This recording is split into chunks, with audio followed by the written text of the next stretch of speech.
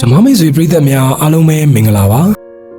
ါကျွန်တော်တို့နေ့စဉ်နားထောင်နေရတဲ့ဆရာတော်ကြီးတွေရဲ့တရားတော်တွေစိတ်ဝင်စားစရာကောင်းတဲ့ငရဲပိဋ္ဌာနတ်ပြည်ဗြဟ္မပြည်ဇာတ်ကြောင်းတွေနဲ့စัจ java လာရဲ့နှက်နဲလာတဲ့သဘာဝတရားတွေဟာဘယ်ကနေမြစ်ဖျားခန့်ဆင်းသက်လာတယ်လို့ထင်ကြပါသလဲဆရာတော်ကြီးတွေကိုယ်တိုင်စဉ်းစားပြီးတော့ဟောကြားနေတာလားဒါမှမဟုတ်လွန်ခဲ့တဲ့နှစ်ပေါင်း2500ကျော်တည်းကရှိခဲ့တဲ့လျှို့ဝှက်စမ်းကြယ်မဟာကျမ်းစာကြီးတစ်စောင်ရှိနေခဲ့တာလားအမှန်တော့ကျွန်တော်တို့ကြားဘူးသမျှဗုဒ္ဓဘာသာရဲ့အနှစ်အရသာတွေအားလုံးဟာပိဋကတ်သုံးပုံဆိုတဲ့မဟာဆွေဆုံးကျမ်းကြီးတွေကနေပဲယာနှုံးပြည့်ဆင်းသက်လာတာဖြစ်ပါတယ်။လူအများစုကပိဋကတ်သုံးပုံဆိုတာဘုန်းကြီးကျောင်းတွေမှာသိမ်းထားတဲ့ဘာသာရေးစာအုပ်တွေလို့ပဲထင်တတ်ကြပါတယ်။တကယ်တော့ဒါဟာလောကကြီးရဲ့ရုပ်ပိုင်းနာမ်ပိုင်းဆိုင်ရာနေရာမှာအားလုံးကိုကွက်ကွက်ကွင်းကွင်းမြင်အောင်ခွဲခြားပြထားတဲ့သမိုင်းကျမ်းစာကြီးတစ်စောင်ဖြစ်နေတာဖြစ်ပါတယ်။ဒီနေ့မှာတော့ပိဋကတ်သုံးပုံကြီးကိုဘယ်အချိန်မှာဘလို့စတင်ပြုစုခဲ့တာလဲဆိုတဲ့သမိုင်းကြောင်းနဲ့ဒီထဲမှာဘာတွေအသေးစိတ်ပါဝင်နေတယ်လဲဆိုတာကိုတင်ဆက်ပေးသွားပါမယ်။ပိဋကတ်ဆိုတာကပါဠိဝေါ်ရာဖြစ်ပြီးတော့မူလအဓိပ္ပာယ်ကချင်းဒါမှမဟုတ်တောင်းလို့အဓိပ္ပာယ်ရပါတယ်။ဗုဒ္ဓရဲ့ဟောကြားချက်တွေကိုပိဋကတ်လို့ခေါ်တာနဲ့ပတ်သက်ပြီးတော့အယူအဆ2မျိုးရှိပါတယ်။ပထမအဆိုအရတောင်းတွေဟာပစ္စည်းတွေကိုခွဲခြားတူလောင်ရာဖြစ်တယ်လို့ဗုဒ္ဓဝိသနာတွေကိုတူလောင်ရာဖြစ်လို့ပိဋကတ်လို့ခေါ်တာဖြစ်ပါတယ်။ဒုတိယအဆိုကတော့ရှေးခေတ်အိန္ဒိယမှာလူတွေဟာတန်းစီပြီးတော့မြေကြီးတွေကိုတောင်းတဲ့လက်စစ်ငန်းတည်ယူကြသလိုဗုဒ္ဓရဲ့တရားတော်တွေကိုလည်းဗုဒ္ဓလက်ထက်တည်းကခေတ်ဆက်ဆက်ဆရာကနေတပည့်ထံနှုတ်တိုက်လက်စစ်ကန်းထိမ့်သိမ်းခဲ့ကြလို့ဖြစ်ပါတယ်။မြတ်စွာဘုရားရှင်ဟာဗုဒ္ဓအဖြစ်ကိုရောက်ရှိတဲ့အချိန်မှာတတ်တော်ဟာ35နှစ်ပဲရှိပါသေးတယ်။တတ်တော်35နှစ်ကနေစပြီးတော့တတ်တော်80အထိ45နှစ်ကာလပတ်လုံးမြတ်ဗုဒ္ဓဟာတဏှာမှတဏှာသို့လှည့်လည်ပြီးတော့တရားတွေကိုဟောကြားတော်မူခဲ့ပါတယ်။ဘုရားရှင်တတ်တော်ထင်ရှားရှိစဉ်ကာလတုန်းကတော့အခုခေတ်လိုစာအုပ်စာပေတွေနဲ့မှတ်တမ်းတင်ထားတာမျိုးမရှိသေးပဲဘုရားရှင်ဟောကြားသမျှကိုညီတော်ရှင်အာနန္ဒာအပါအဝင်ယဟန္တာမြတ်ကြီးတွေကနှုတ်တိုက်အာဂုံဆောင်ပြီးမှတ်သားခဲ့ကြတာဖြစ်ပါတယ်။ဗုဒ္ဓဟောကြားခဲ့တဲ့တရားတော်တွေကိုပိဋကတ်သုံးပုံလို့ဖွဲ့စည်းခေါ်ဝေါ်ပြီးတော့တချို့ကလည်းနိကေ9ရက်အဖြစ်9စုခွဲပြီးတော့ယူကြပါတယ်။မြတ်ဗုဒ္ဓဟာသစ္စာတရားကိုမိမိကိုယ်တိုင်အကျွမ်းမရှိသိမြင်တော်မူသလိုသတ္တဝါတွေကိုလည်းသိမြင်စေတော်မူခဲ့ပြီးတော့45နှစ်ပတ်လုံးတရားဓမ္မတွေကိုလှည့်လည်ဟောကြားခဲ့ပါတယ်။အဲဒီနောက်တတ်တော်80အရွယ်မှာတော့ပရိနိဗ္ဗာန်ပြုတော်မူခဲ့ပါတယ်။ပိဋကတ်သုံးပုံမှာရေးသားထားတာတွေဟာပါဠိစာပေတွေဖြစ်ပါတယ်။ပါဠိစာပေဆိုတဲ့စကားဟာပါဠိဘာသာဒါမှမဟုတ်မဂဓဘာသာနဲ့ရေးသားထားတဲ့စာပေအားလုံးကိုဆိုလိုတာဖြစ်ပါတယ်။ဒါအပြင်ပါဠိနဲ့တိုင်းရင်းသားဘာသာရောဆက်ရေးသားထားတဲ့နေတယလိုမျိုးကျမ်းစာမျိုးတွေနဲ့ပါဠိပိဋကတ်ကိုအမိပြုပြီးတော့တိုင်းရင်းသားဘာသာနဲ့ရေးသားထားတဲ့ကျမ်းဂန်တွေကိုလည်းပါဠိစာပေထဲမှာပဲထည့်သွင်းရေးတွက်ပါတယ်။ပါဠိစာပေမှာအကျုံးဝင်တဲ့ကျမ်းဂန်တွေကိုနားလည်လွယ်အောင်ရှင်းပြရရင်ပါဠိတော်မြတ်စွာဘုရားရှင်ကိုယ်တိုင်နဲ့တာဝကကြီးတွေဟောကြားခဲ့တဲ့မူရင်းတရားတော်များဖြစ်ပြီးတော့စဋ္ဌသံဃာယနာမူရစာအုပ်ကြီး40ရှိပါတယ်။အထာကထာပါဠိတော်ရဲ့ခက်ခဲနက်နဲတဲ့အဓိပ္ပာယ်တွေဆုံးဖြတ်ချက်တွေနဲ့ပုံမြင်သက်သေတွေကိုဖွင့်ဆိုရှင်းလင်းထားတဲ့ကျမ်းဖြစ်ပါတယ်။ဒီကအထာကထာကျမ်းတွေကအသိခတ်တဲ့အရာတွေကိုထပ်ဆင့်ပြီးတိမ်မြုပ်နေတဲ့အဓိပ္ပာယ်တွေပေါ်လွင်အောင်ဝေဖန်စစ်စစ်ဖွင့်ပြတဲ့ကျမ်းဖြစ်ပါတယ်။နေတယပါဠိတော်တွေကိုပါဠိတစ်ပုဒ်မြန်မာတစ်ပုဒ်တွဲပြီးတော့ပြန်ဆိုထားတာဖြစ်လို့ပါဠိကျမ်းစာလေ့လာရမှာအားကိုးရဆုံးကျမ်းဖြစ်ပါတယ်။အရာကောက်ပါဠိတော်တွေကပုဒ်တစ်ခုချင်းစီရဲ့ရသင့်ရထိုက်တဲ့တရားတော်တွေကိုကောက်နှုတ်ပြတာဖြစ်ပြီးတော့အဘိဓမ္မာကိုနားလည်ဖို့အတွက်မရှိမဖြစ်ကျေးဇူးများတဲ့ကျမ်းဂန်ဖြစ်ပါတယ်။ဒါအပြင်ပါဠိစာပေမှာအနုတိကာမဓုလက်သန်းယောဇနာဒီပနီစတဲ့တခြားကျမ်းမျိုးများစွာလည်းရှိပါသေးတယ်။ပါဠိတော်စာပေဟာဘုရားရှင်အသုံးပြုဟောကြားတဲ့အချိန်ကစပြီးဖြစ်ပေါ်ခဲ့ကတစအဆင့်ဆင့်တိုးပွားကျယ်ပြန့်လာခဲ့တာဖြစ်ပါတယ်။ဖျားရှင်တတ်တော်ထင်ရှားရှိစဉ်ကဒီတရားတော်တွေအားလုံးကိုအရှင်အာနန္ဒာတပါးတည်းသာအနတ်ဒိဗ္ဗေနဲ့တကွကျွင်းကြံရမှုမရှိအောင်အာဂုံဆောင်နိုင်ခဲ့တာဖြစ်ပြီးတော့တခြားမထေရီကတော့ပိဋကတ်တပုံဒါမှမဟုတ်နိကေ9ရက်ကိုမိမိတို့စွမ်းအားရှိသမျှအာဂုံဆောင်ခဲ့ကြပါတယ်။ဖျားရှင်ပြိဋိဘံဆံပြီး3လခန့်အကြာမှာတော့ရှင်မဟာကတ္တပအမှုရှိတဲ့ယဟန္တာမထေရ900တို့ကပထမသံဃာယတနာတင်ပွဲကြီးကိုဆင်နွှဲခဲ့ကြပါတယ်။ဒီပထမသံဃာယတနာတင်ပွဲပြီးမှမြတ်စွာဘုရားရှင်ရဲ့တာမုတ်ကံတိကဒေသနာတော်တွေကိုမပြတ်မစီးအရှိတီတန့်စီလိုတဲ့အကျိုးငါယဟန္တာမထေရမြတ်တွေဟာအစုလိုက်ခွဲဝေတာဝန်ယူပြီးတော့တရားတော်တွေကိုနှုတ်တိုက်အာဂုံဆောင်ခဲ့ကြပါတယ်။ဒီလိုတာဝန်ယူကြတဲ့နေရာမှာအရှင်ဥပါလိနဲ့တပည့်တွေကိုဝိနည်းပိဋကတ်ကို၎င်းအရှင်အာနန္ဒာနဲ့တပည့်တို့ကိုဒီကနိကေကို၎င်း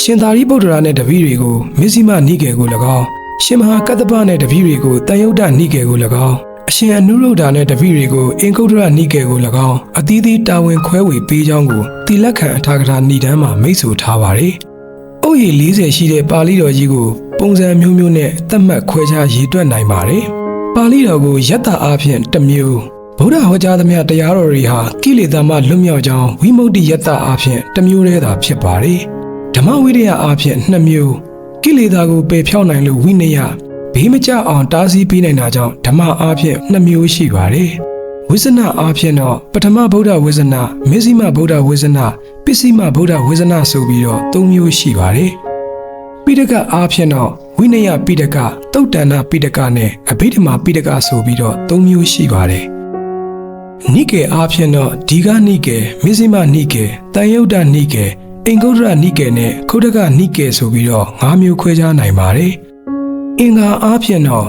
တုတ်တခေယဝေရာကရဏ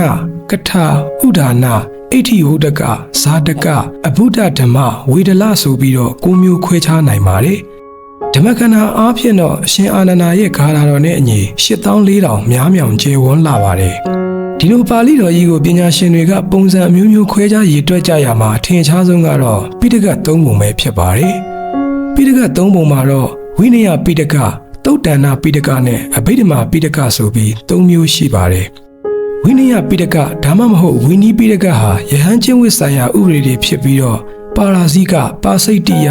မဟာဝကသုလဝကပရိဝါရဆိုပြီးတော့ကျမ်း5ချမ်းရှိပါတယ်သုတ်တန္နပိဋကဒါမှမဟုတ်သုတ်တံပိဋကမှာတော့ဘုရားရှင်ဟောကြားခဲ့တဲ့တရားဒေသနာတော်တွေဖြစ်ပြီးနိကေကြီး9ရက်နဲ့ဖွဲ့စည်းထားပါတယ်အဘိဓမ္မာပိဋကမှာတော့အလွန်နဲ့တဲ့ပရမတ္ထတရားတွေဖြစ်ပြီးတော့ဓမ္မသင်္ကနီဝိပင်ကဓာတုကထာပုဂ္ဂလပညတ္တိကထာဝတ္ထုယမကပဋ္ဌာနာဆိုပြီးကျမ်းပေါင်း9ကျမ်းရှိပါတယ်သုတ်တန္နပိဋကထဲကသုတ်တန်နိကေ9ရက်ကိုအသေးစိတ်ထပ်မံရှင်းပြရရင်ဘုရားရှင်ဟောကြားခဲ့တဲ့တရားဒေသနာတော်တွေဖြစ်ပြီးတော့နိကေ9ရက်ခွဲထားပါတယ်ဒီကနိကေမှာတော့သုတ်ရှည်ကြီးတွေပါဝင်ပြီးတော့တိလက္ခဏဝတ်မဟာဝတ်ပါဋိကဝတ်ဆိုပြီးကျမ်းပေါင်း3ကျမ်းပါဝင်ပါတယ်မဇ္ဈိမနိကေမှာတော့အလေလက်သုတ်တွေပါဝင်ပြီးမူလပဏ္ဏတမဇ္ဈိမပဏ္ဏတနဲ့ဥပရိပဏ္ဏတဆိုပြီးကျမ်းပေါင်း3ကျမ်းပါဝင်ပါတယ်တန်ယုတ်တနိကေမှာတော့အကြောင်းအရာတူသုတ်တွေကိုစုစည်းထားပြီးသက္ကာရဝကတန်ယုတ်နိဌာနဝကတန်ယုတ်ခန္ဓာဝကတန်ယုတ်တန်လာယတနာဝကတန်ယုတ်မဟာဝကတန်ယုတ်ဆိုပြီးကျမ်းပေါင်း5ကျမ်းပါဝင်ပါတယ်အင်္ဂုတ္တရနိကေမှာတော့တရားအစုအရေးအတွက်လိုက်စုစည်းထားပြီးတော့ဧကနိပတ်ကနေစတင်ပြီးဧကတတကနိပတ်ထိကျမ်းပေါင်း17ကျမ်းရှိပါတယ်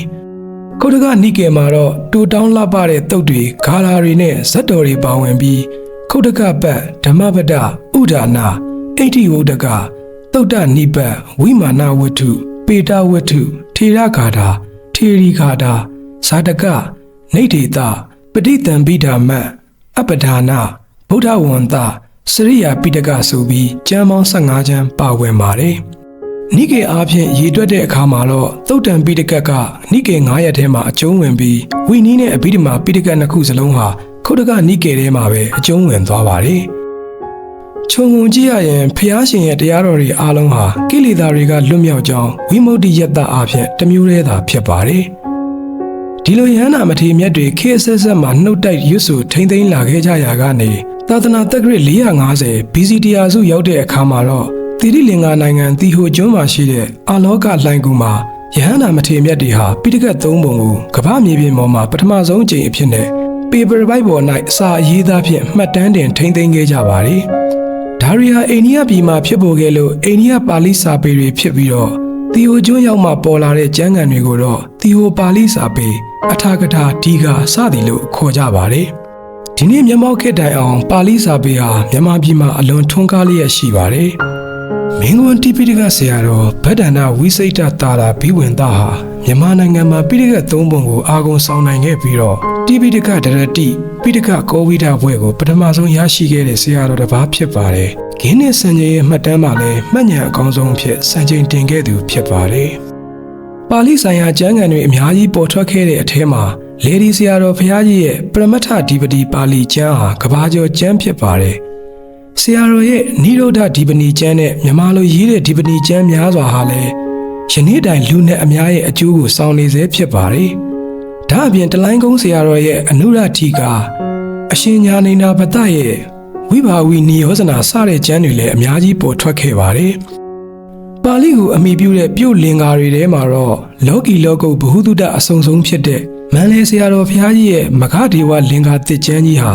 မြန်မာပြုတ်ကဗျာစာပေသမိုင်းမှာနောက်ဆုံးထွန်းတောက်ခဲ့တဲ့မီးရှူးတစ်ဆောင်ကြီးပဲဖြစ်ပါတယ်။အချို့အားဖြင့်ဆိုရရင်ဒီနေ့ကျွန်တော်တို့ခြုံငုံကြည့်ခဲ့တဲ့ဝီနီတုတ်တန်အဘိဓမ္မာဆိုတဲ့ပိဋကတ်ကြီး၃ပုံဟာရိုးရိုးပုံပြင်တွေဒါမှမဟုတ်စိတ်ကူးရင်စာအုပ်တွေလုံးဝမဟုတ်ပါဘူး။ဒါလွန်ခဲ့တဲ့နှစ်ပေါင်း2500ကျော်တဲ့ကသမိုင်းအထောက်ထားခိုင်ခိုင်မာမာနဲ့ယဟန္တာအရှင်မြတ်တွေအသက်ဝိညာဉ်တစ်ဖွဲထိမ့်သိမ်းလာခဲ့ကြတဲ့လောကကြီးရဲ့ပဂတိအမှန်တရားဆွဲဆုံးကျမ်းကြီးပဲဖြစ်ပါတယ်။မြန်မာပြည်ကဆရာတော်ကြီးတွေဟောကြားသမျှတရားတော်တွေရဲ့မူလမြစ်ဖျားဟာလေဒီပိဋကတ်၃ပုံကြီးတွေကပဲဖြစ်ပါတယ်။ဒီမဟာကျမ်းစာကြီးရဲ့တကူနဲ့အနှစ်ရတာကိုသိရှိသွားခြင်းဟာကျွန်တော်တို့ကိုအာဟုတုတရားတွေကျူးလွန်မိမှကြောက်ရွံ့စေပြီးတော့တန်တရားကလွတ်မြောက်ကြောင်းကုသိုလ်တရားတွေမှာပုံမူပျော်မွေ့လာအောင်တန်ဝေကဉာဏ်တွေပေးစွမ်းနိုင်မှာပဲဖြစ်ပါတယ်။ဒီနေ့တင်ဆက်ပေးခဲ့တာကတော့ဗုဒ္ဓဘာသာရဲ့မြစ်ဖျားခံရာပိဋကတ်၃ပုံရဲ့မူလအစအကြောင်းကိုတင်ဆက်ပေးခဲ့တာပဲဖြစ်ပါတယ်။ဓမ္မမိတ်ဆွေပရိသတ်များအားလုံးကျမ်းမာချမ်းသာလိုရာဆန္ဒပြည့်ဝကြပါစေ။